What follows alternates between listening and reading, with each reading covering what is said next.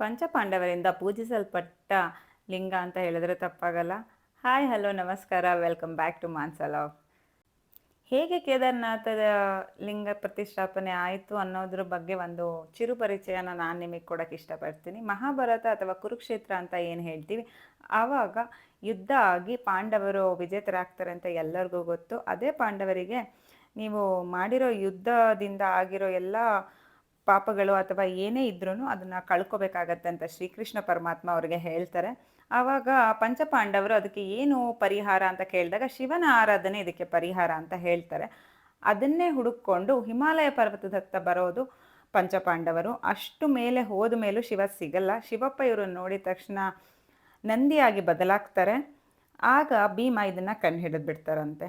ಆಗ ಅವರ ಭುಜನ ಗಟ್ಟಿಯಾಗಿ ಹಿಡ್ಕೊಂಡು ಬಾಕಿ ಎಲ್ಲ ದೇಹನೂ ಮಣ್ಣೊಳಗೆ ಹುಗ್ದೋಗತ್ತೆ.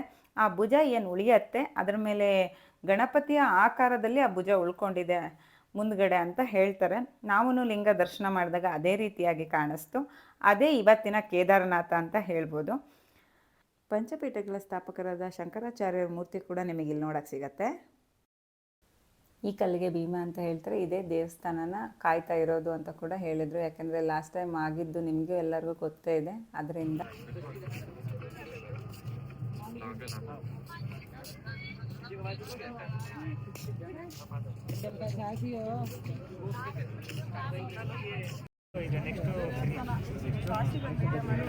ತುಂಬ ಜನ ಕನ್ನಡಿಗರು ಸಿಕ್ಕಿದ್ರು. ಅದರಲ್ಲೂ ಒಬ್ಬರು ಬಾವುಟ ತೊಗೊಂಡು ಬಂದಿದ್ರು. ನಾವು ಅದನ್ನ ಇಸ್ಕೊಂಡು ಅಷ್ಟು ಎತ್ತರದಲ್ಲಿ ನಮ್ಮ ರಾಜ್ಯದ ಬಾವುಟ ಹಾರಿಸೋಕ್ಕೆ ನಮಗೂ ತುಂಬಾ ಖುಷಿ ಆಯಿತು.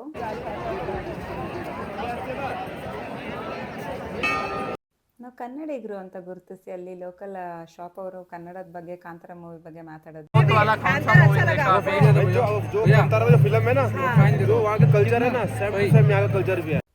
ಅವರು ತುಂಬ ಅಭಿಮಾನದಿಂದ ಮಾತಾಡಿ ನೋಡಿ, ತುಂಬ ಖುಷಿ ಆಯಿತು. ನಾನು ಬರ್ತೀನಿ ನೆಕ್ಸ್ಟ್ ವಿಡಿಯೋದೊಂದಿಗೆ.